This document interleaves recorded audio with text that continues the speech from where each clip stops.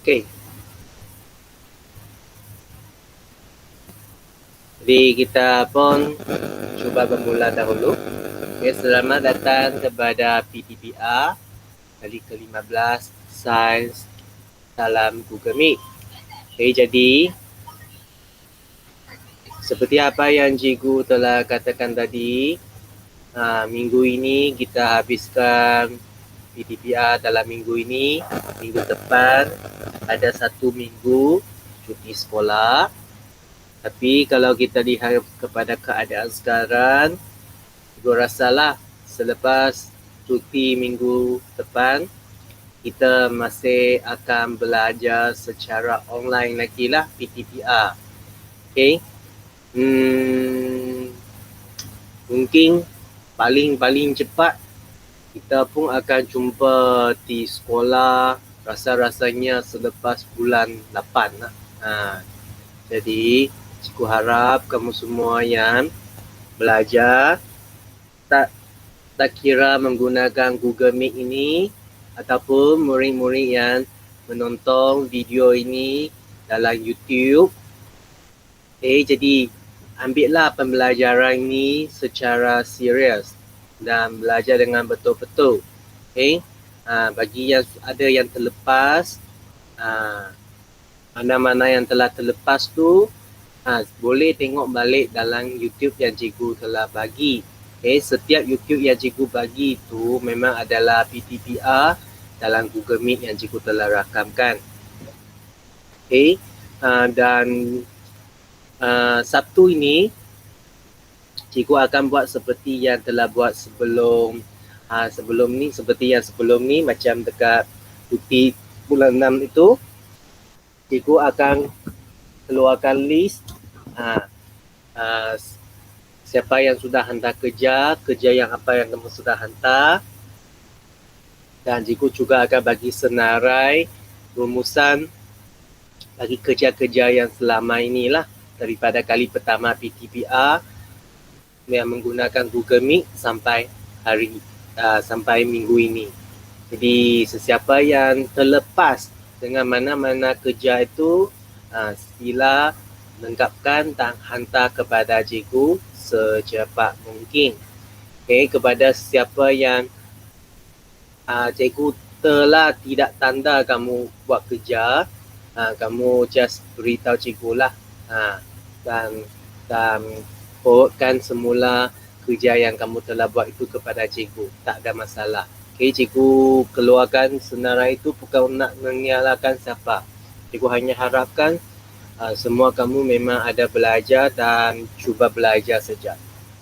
Jadi kita akan pergi kepada sains hari ini, 6.2 campuran. 6.2 campuran. Kalau kita lihat dekat sini, apa yang kita akan belajar dalam campuran? Pertama adalah berkomunikasi mengenali contoh campuran dalam kehidupan harian. Kedua, menyelesaikan masalah untuk mengasingkan campuran melalui aktiviti berdasarkan perbezaan ciri-ciri bahan dengan kaedah fizikal. Jadi dalam kimia ini, dalam sains ni, selain campuran, ada lagi satu, iaitu sepatian. Ada perbezaan antara dua-dua ini. Tapi nanti kita habiskan campuran, habiskan sepatian tu, di sana cikgu akan terangkan dengan lebih detail lagi. Di hari ini kita lihat tentang campuran. Apa itu campuran? Campuran terdiri daripada dua atau lebih unsur atau sepatian yang bercampur secara fizikal. Mari kita lihat beberapa contoh campuran yang kita gunakan dalam kehidupan seharian. Bolehkah anda senaraikan beberapa contoh campuran yang lain yang sering anda gunakan? Jadi campuran pembejau dan cecair yang kita lihat dekat sini adalah koktel. Koktel itu mungkin kamu selalu nampak dalam TV lah. Air batu campur, ini juga adalah campuran. Ada kacang merah, semua ais dengan semua dalam satu mangkok. Jadi ini adalah campuran. Setengah minuman seperti koktel dan ais batu campur diperbuat daripada campuran pembejau dan cecair. Dia dibuat daripada campuran. Jadi apabila tentang campuran tu, dalam sains ni kita paling utamanya adalah belajar tentang kaedah pengasingan campuran. Bagaimana sesuatu campuran itu dapat diasingkan? Disebabkan campuran terbentuk secara fizikal, campuran juga dapat diasingkan secara fizikal.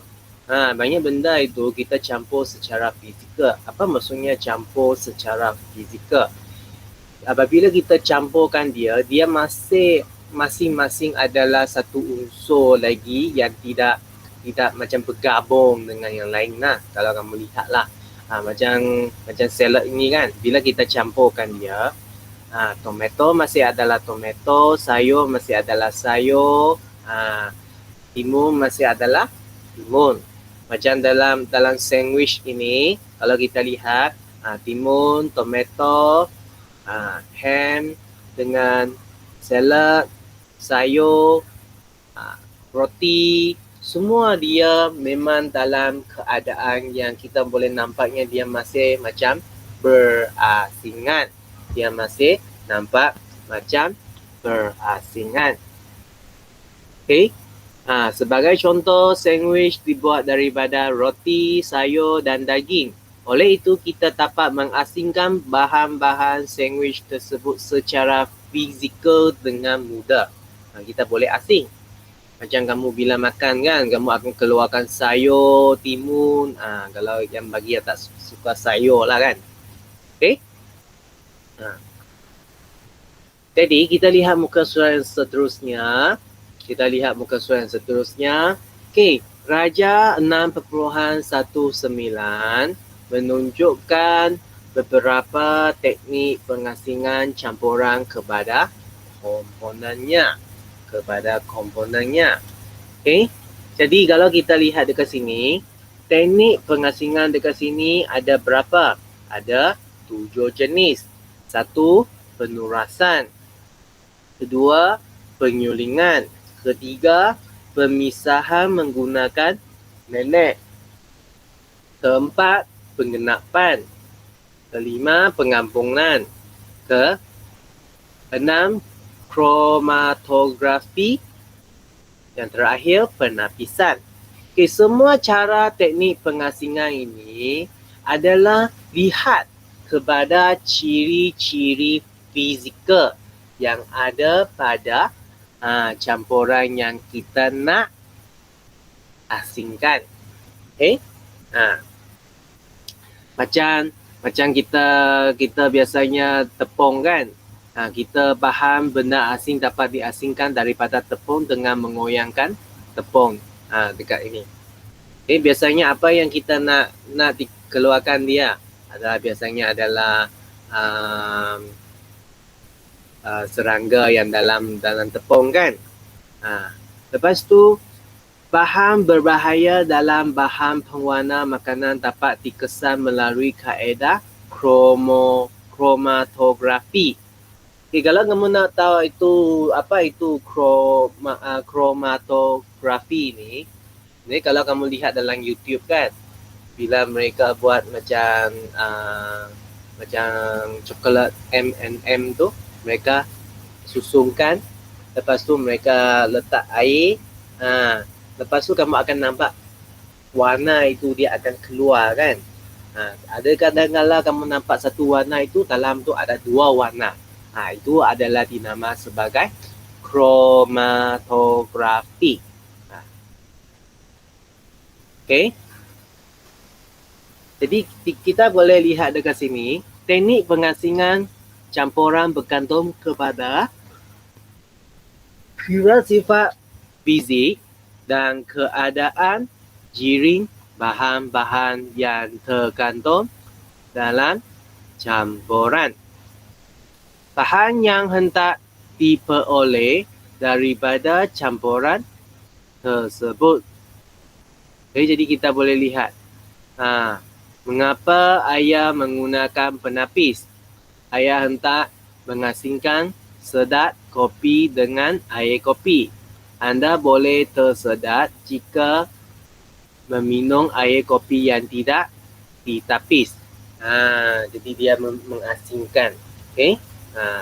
Supaya sedat kopi itu sebenarnya memang tidak dapat diminum lah. Okay? Kaedah yang A tadi itu, yang pertama kaedah penurasan. Kaedah penurasan digunakan untuk mengasingkan bahan pembejau yang tidak larut daripada cecair di dalam suatu campuran antara cecair dan pembejau. Okey. Jadi kita boleh nampak dekat sini. Okey, sekejap .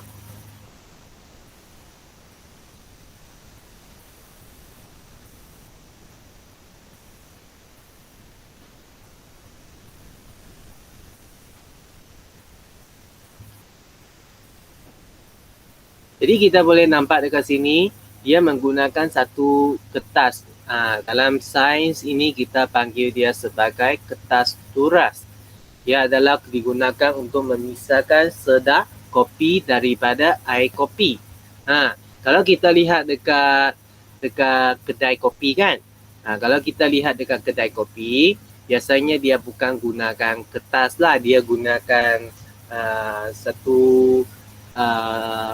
kaedah penurasan dengan menggunakan kain yang putih itu. Tapi bila kamu nampak dia sudah berwarna macam kopi sudahlah. Okay. Jadi kalau di sini kita boleh nampak apabila kopi itu dituang dari atas tu, sedat-sedat kopi itu dia akan tinggal berada atas kertas turas dan air kopi saja yang akan turun ke bawah. Okay, jadi kita lihat. Inilah salah satu kaedah. Okay, tujuan mengasingkan campuran menggunakan kaedah penurasan.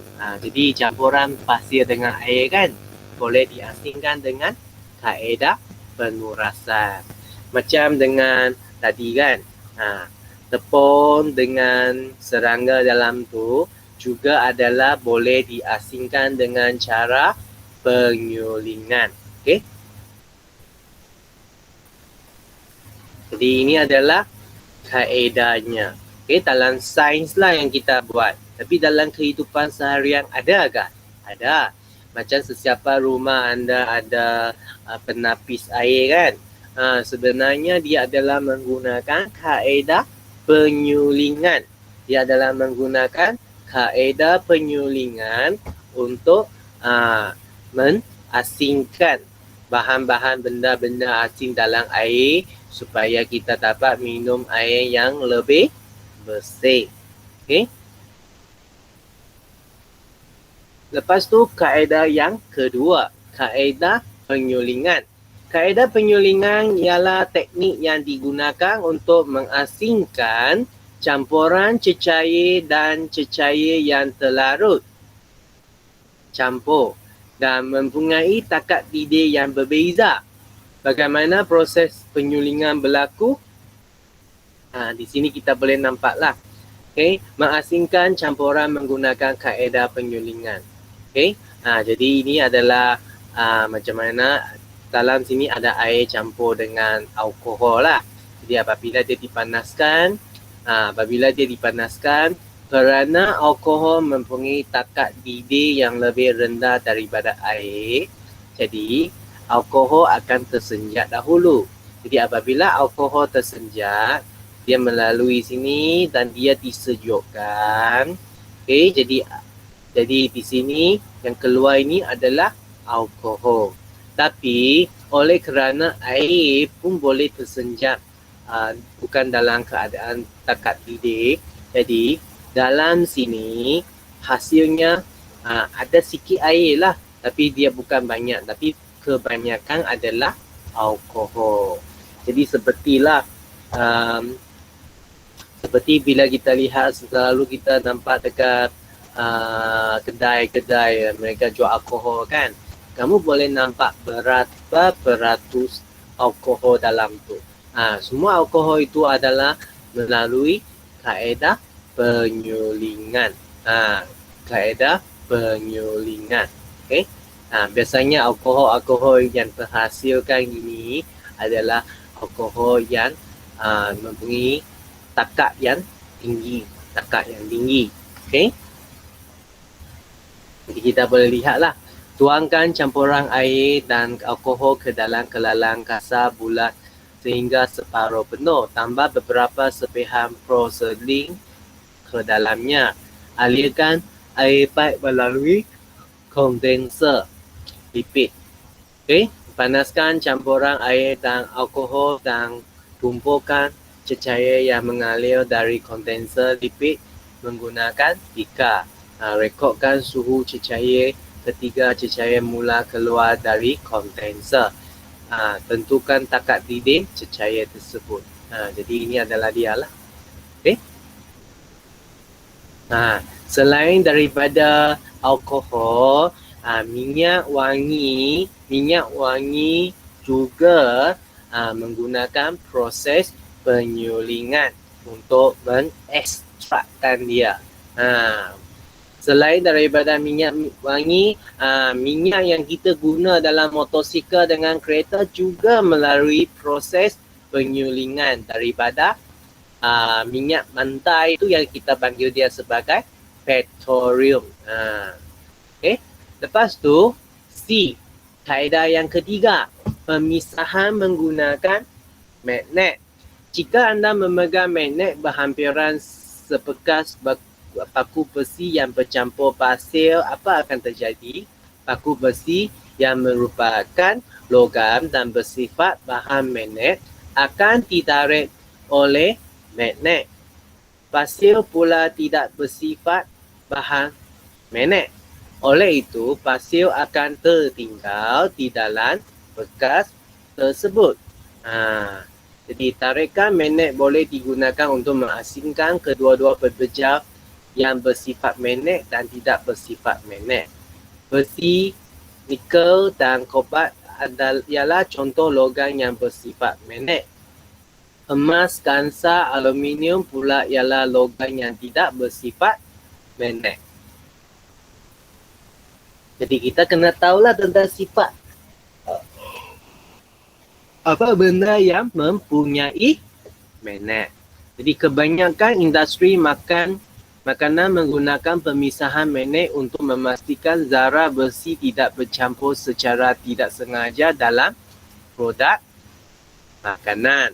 Okay, jadi kita boleh nampak dekat sini lah. Ini adalah mereka menggunakan magnet ini untuk mengangkut besi-besi yang wangang ni. Okay, boleh nampak kan? Okay, jadi sampai sekarang sudah ada 3 kaedah pengasingan kita telah belajar. Masih ingat tak? Yang pertama adalah apa? Yang pertama tadi adalah penurasan. Okay. Yang kedua adalah kaedah penyulingan. Yang ketiga adalah pemisahan menggunakan magnet. Okay. Okay, lepas tu kita lihat aktiviti yang tentang kaedah magnet ini. Okay, dia mengasingkan campuran melalui kaedah pemisahan menggunakan magnet. Okay, kita boleh nampak di sini ada campuran sebut besi dengan sebut sulfur dan dia gunakan magnet. Dan apa kegunaan kertas ini, murid-murid? Apa kegunaan kertas ni dia di antara magnet dengan sebut campuran ni? Ada anda terfikir? Sebenarnya kertas ni adalah supaya sebut besi ni senang dikeluar, diasingkan daripada magnet nanti. Kenapa? Bayangkan kalau paku dia lekat pada magnet, kita masih dapat ambil dia ke bawah, kita masih dapat ceraikan dia. Tapi kalau sebut magnet, sebut besi agak susah. Jadi kita gunakan kertas ni macam sebagai satu penapis dululah. Jadi itu adalah kegunaan kertas. Jadi dalam sains ni kalau kita lihat secara lebih detail ni kan, sebenarnya sains ni selalu mengajar kita apa? Kita supaya berfikir lebih teliti. Ketelitian dalam sains ni mengajar apa yang kita perlu buat dalam hidup seharian kita. Macam mana kita membuat keputusan. Semua ini tidak lari daripada pemikiran sains. Sama seperti anda hari ini bila anda yang ada join cikgu dalam Google Meet ini untuk PTPR Sains ni, memang anda mengambil berat dengan pembelajaran kamu. Dan kepada sesiapa yang tidak dapat join Google Meet tapi ada lihat ataupun ada tonton YouTube rakaman Google Meet yang cikgu telah upload, bermaksudnya kamu juga adalah seorang murid yang ambil berat. Okay, kenapa? Kerana kamu dapat fikir. Okay, jadi ini adalah satu perkara yang sangat penting. Okay, dalam sains juga sama. Okay, kita lihat terus kepada yang keempat, kaedah pengenapan. Apakah yang dapat anda perhatikan jika pasir dimasukkan ke dalam suatu bikar berisi air? Cuba anda lihat gambar foto 6.1. Dua lapisan terbentuk, iaitu lapisan air di bahagian atas dan lapisan pasir terletak di bahagian bawah bikar. Hal ini berlaku kerana pasir tidak larut di dalam air. Pasir mempunyai ketumpatan yang lebih tinggi daripada air. Oleh itu, kaedah pengenapan boleh digunakan untuk mengasingkan campuran cecair dan bahan pekerja yang tidak larut dalam cecair itu dan terletak di dasar. Mari kita cuba menjalankan kaedah pengenapan seperti dalam aktiviti 6.7. Tak payah yang kita gaji seperti ini. Murid-murid pun boleh buat. Kamu ambil satu gelas lah yang clear. Kamu ambil air pipe saja. Lepas tu kamu letakkan air pipe itu dekat sesuatu tempat lah supaya tidak ada orang akan kacau dia. Kamu cuba lihat selepas 2-3 hari. Kamu akan nampak ada bahan asing yang dalam air itu akan terletak di dasar air itu. Itu adalah bahan-bahan asing yang kita katanya bahan-bahan yang kotor lah dalam air itu. Kamu boleh cuba. Ataupun sesiapa yang ada kumpul air hujan kan, juga sama. Bila kamu kumpulkan air hujan dalam kelas tu, kamu letak sana beberapa hari. Jangan di bawah matahari ya. Di dalam bilik ke, di dalam tamu ke, kamu letak sana 2-3 hari. Kamu akan nampak ada sesuatu akan terletak di dasar air tersebut. Itu adalah boleh dipanggil sebagai kaedah pengenapan.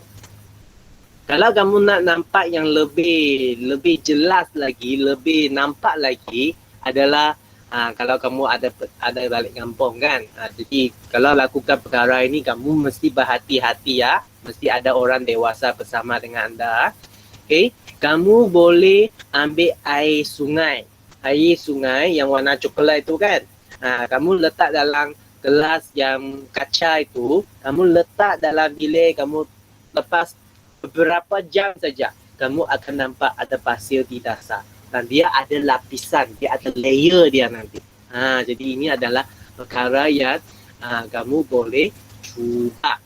Cuba sendiri dekat rumah. Okay, kamu boleh cuba sendiri dekat rumah. Okay. Ini adalah dinamakan sebagai kaedah pengenapan. Okay. Lepas tu, kita lihat aktiviti. Ini adalah air sulin dengan pasir. Jadi, bila dia campur, jadi bila dia macam mana? Kalau dia diletak di sana secara beberapa jam kan, kamu akan nampak pasir itu akan mengenap dekat di bawah. Okay. Lepas tu kaedah yang kelima, E. Kaedah pengabungan. Kaedah pengabungan boleh digunakan untuk mengasingkan bahan yang tidak larut dan terapung di atas permukaan air. Sebelum cikgu teruskan sini, macam bila kamu semua ada pernah minum Milo kan? Kalau kamu letakkan Milo itu dekat sana macam 1 jam, 2 jam, kamu akan nampak ada satu lapisan di bawah kan? Itu juga adalah pengenapan. Okey, kita sambung kepada sini. Kaedah pengabungan, sebagai contoh, minyak mempunyai ketumpatan yang lebih rendah daripada air. Oleh itu, minyak terapung di atas permukaan air. Corong pemisahan dapat digunakan untuk mengasingkan minyak dan air. Anda boleh jalankan aktiviti 6/8 itu memahamikan kaedah ini lebih lanjut. Macam kalau kamu masak sup kan, macam sup kalau dalam tu ada minyak kan, biasanya dia akan terapung di atas sup tersebut. Okay. Jadi kita boleh lihat dekat sini, ini adalah salah satu cara dia. Okay. Mengasingkan campuran menggunakan kaedah pengampungan. Jadi ini adalah corong pemisahan. Kenapa? Kerana yang minyak itu dia akan terapung. Jadi yang air dekat bawah itu bila dia buka air itu sampai sini, minyak sudah sampai sini kita tutup. Jadi minyak sudah diasingkan dengan air. Kalau sup di atas tu minyak kita, kalau kita nak tapiskan dia macam mana, kita gunakan sudu kan, kita ambil dia. Kenapa? Kerana minyak itu berada di atas, bukan berada dalam air. Jadi itu adalah cara kita mengasingkan. Okay, lepas tu kaedah yang seterusnya, kaedah kromatografi. Kaedah pengasingan seperti penurasan dan penyulinan memerlukan jumlah campuran yang banyak untuk mengasingkan bahan. Bagaimanakah cara untuk mengasingkan jumlah campuran yang sedikit? Salah satu kaedah adalah melalui kromatografi. Okay. Kaedah ini biasanya digunakan untuk memeriksa pemasuhan dokumen dengan mengasingkan pewarna-pewarna dalam kawat pen yang digunakan. Selain itu, kromatografi juga membolehkan kita memeriksa jika terdapat bahan pewarna makanan yang berbahaya di dalam sesuatu makanan. Jadi ini adalah cara, tapi di sini dia tidak tunjuklah. Okay. Tapi jangan risau, nanti cikgu ada kongsikan satu video yang selalu cikgu namakan dia sebagai rujukan tambahan kan. Dalam video yang tersebut dia ada cikgu yang dalam tu dia ada buat eksperimen yang tentang ini. Kamu boleh cuba pergi tengok video yang cikgu kongsikan nanti ya. Okey. Jadi terdapat atlet yang menggunakan dada yang diharamkan untuk meningkatkan kecergasan. Sampel air kencing diuji mengesang kantongan dada dalam badan dengan menggunakan kaedah kromatografi. Okay. Jadi ini adalah satu cara kaedah kromatografi lah. Kamu gunakan satu keping kertas lah. Tak semestinya namanya kertas kuras, kertas biasa, kertas buku latihan kamu pun boleh. Okay. Kamu lukis satu garis lah. Dekat sini mungkin kamu gunakan pen. Pen warna biru ke, pen warna hitam ke, pen warna hijau ke, apa-apa saja. Kalau seperti di sini dia guna 3 warna lah. Lepas tu kamu rendangkan sebahagian kertas tu di dalam air. Lepas beberapa jam kamu akan nampak dekat tekan ink ini, dia akan ada warna yang akan terkeluar ke atas. Itu adalah dinamakan sebagai kaedah kromatografi. Kamu boleh cuba. Kamu boleh cuba ini dekat rumah.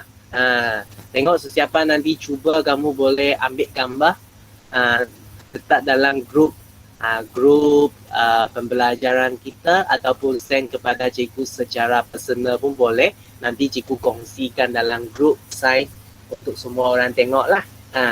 Okay? Kamu boleh cuba kaedah ini, dan YouTube yang cikgu akan kongsikan nanti juga ada yang cikgu itu menggunakan kaedah ini. Kamu pun boleh pergi tonton.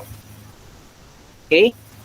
Jadi inilah adalah 6 kaedah yang kita telah lihat tadi. Okay?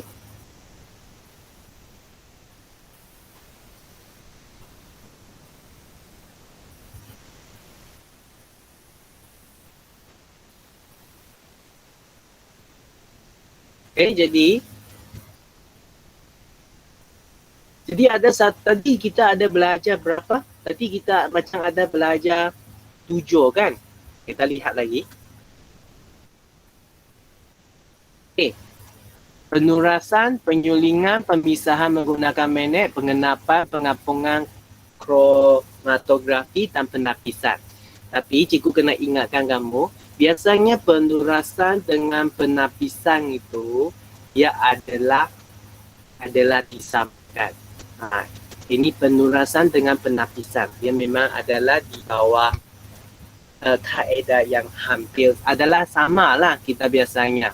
Okay, jadi that's why kenapa di sini kita belajar 7, tapi dalam sini kita hanya ada 6 saja kita nampak.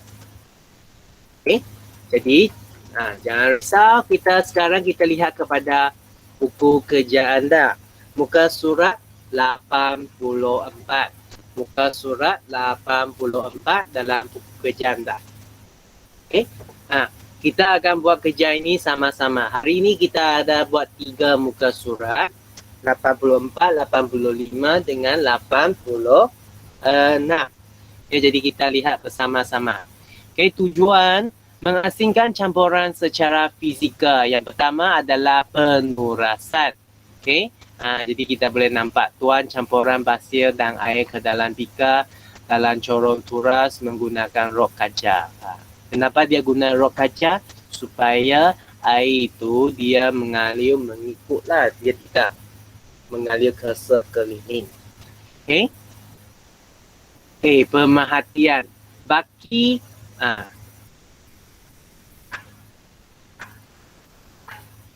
baki pada kertas turas ialah apa? Ialah baki yang ada dekat kertas turas di sini adalah apa? Okay. Sekejap. Okay. Baki pada sini adalah pasir. Okay.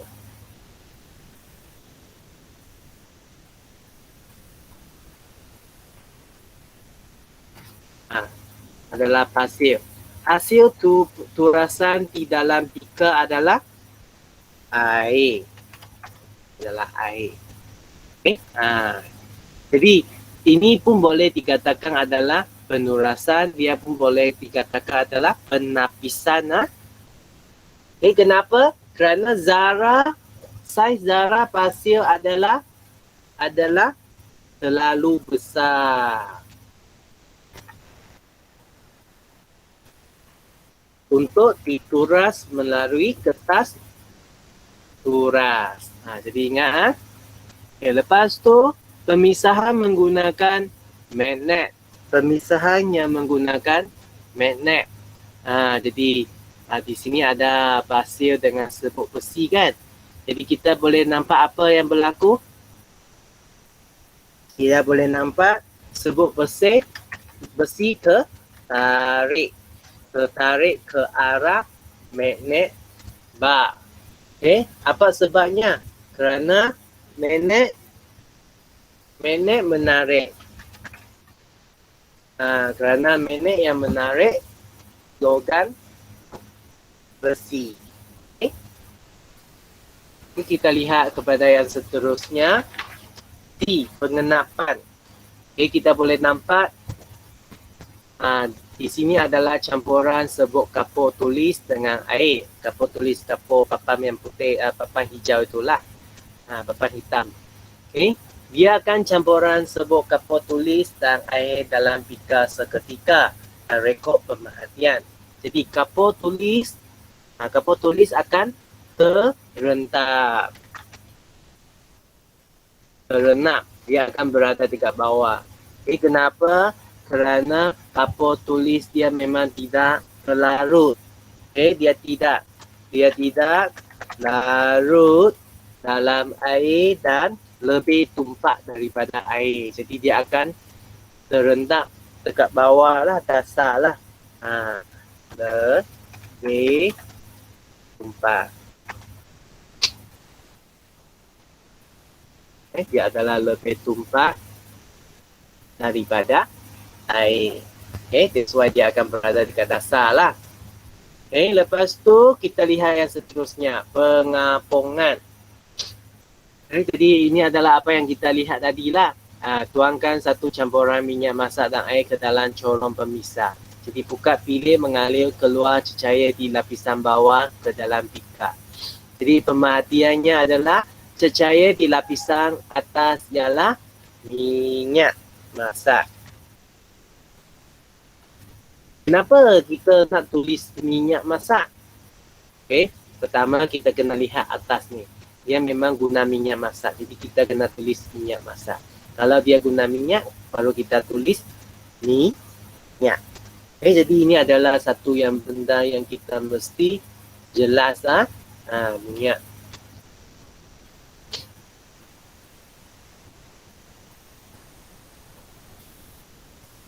Okay, ada masalah?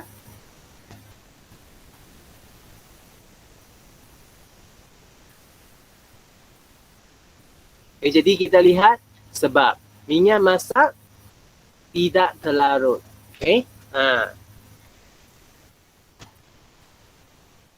Kalau minyak masak dia larut, kita tidak dapat pisah dengan cara fizikal macam ni.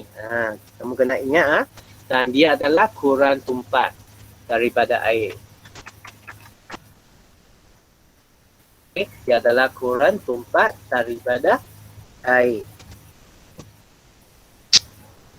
Okay. Lepas tu kita lihat lagi ke bawah. Kromatografi. Di sini air suling, pen dawat hitam, biru, merah. Jadi dia gunalah pen dekat sini. Lepas tu seperti yang cikgu telah kata tadi lah. Dia rendam sikit kertas tu di dalam air. Lepas tu kantongkan, ditunjukkan dan rekodkan pemerhatian selepas 30 minit. Kamu boleh cuba buat aktiviti ini. Ini senang. Kamu boleh buat dekat rumah. Okay? Gunakan kertas, buku latihan ke, kertas apa-apa saja, kertas surat khabar pun boleh. Titik-titik dawat berwarna merebat. Dia akan merebat. Ke atas membentuk 3 garisan tebal yang berlainan warna. Kamu akan nampaklah kalau kamu ada cuba. Pen dawat berwarna merupakan campuran. Okay. Kamu dari sana kamu akan tahu, oh rupa-rupanya hitam dia ada campur warna apa dengan warna apa. Biru ini dia ada campur warna dengan warna apa.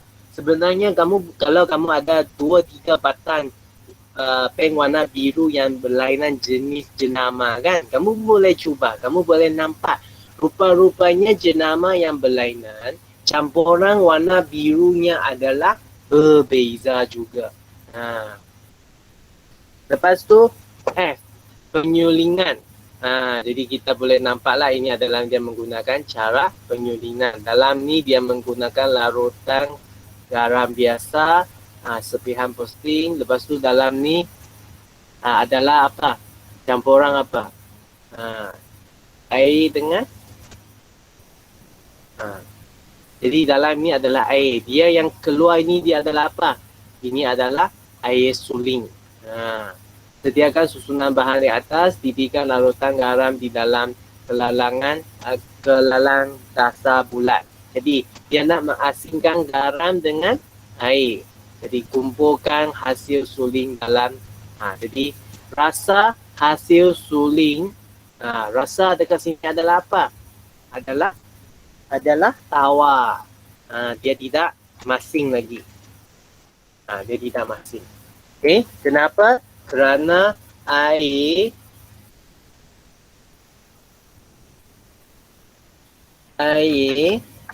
suling terkumpul di dalam bikar. Jadi garam dia masih berada dalam. Kenapa? Kerana garam tu dia takat titiknya lebih tinggi daripada air. Jadi dia tidak akan tersenjak ke udara. Okay, jadi ini adalah dia lah. Dan bahan-bahan dalam campuran boleh diasingkan secara fizikal. Ini yang adalah yang utama yang kita belajar untuk hari ini. Okay, jadi sampai sini saja latihan kita hari ini dan cikgu harap kamu cuba belajar dengan baik. Kalau ada apa-apa masalah yang tak faham tu, kamu boleh tanya cikgu. Kamu boleh message cikgu, tanya cikgu. Okay, jadi kalau tak ada apa-apa masalah, kita jumpa lagi pada hari Jumaat ini. Dan kamu nak cuti sudah. Jadi bagi sesiapa kamu yang berada dekat sini yang latihan kamu masih belum hantar, kamu cuba hantar secepat mungkin. Kalau telah lupa mana yang belum hantar, tak perlu risau. Nanti hari Sabtu minggu ini cikgu akan keluarkan senarai mana yang belum hantar. Okay, ingat senarai yang cikgu akan send kepada grup nanti, senarai yang sangat pentingkan adalah penghantaran kerja rumah yang telah cikgu bagi. Kalau kamu lihat tentang di sana ada apa? Kalau di sana ada tentang ada hadir Google Meet ataupun tidak itu, cikgu tidak pentingkan kehadiran dalam Google Meet. Tapi cikgu menggalakkan kamu hadir dalam Google Meet. Okay? Jadi kalau bagi sesiapa yang memang tidak dapat hadir dalam Google Meet, kamu boleh tengok semula YouTube cikgu. Cikgu tidak salahkan bagi yang memang ada masalah untuk menghadir dalam Google Meet. Jadi ini adalah perkara yang kamu mesti jelas. Okay, jadi kita sampai sini saja. Masih ada yang baru masuk. Okay. Jadi kita sampai sini saja untuk hari ini. Okay, kalau ada masalah sila message cikgu, personal ataupun dalam grup pun boleh. Okay, jadi kalau ada apa-apa masalah, kamu boleh tinggalkan sekarang. Esterina, kenapa baru masuk? Tidur sampai lambat dah? Tak, cikgu, maaf lambat. Tak apa, nanti kamu pergi tonton dalam YouTube lah. Cikgu ada rekod. Baik, cikgu. Okay. Lain kali sila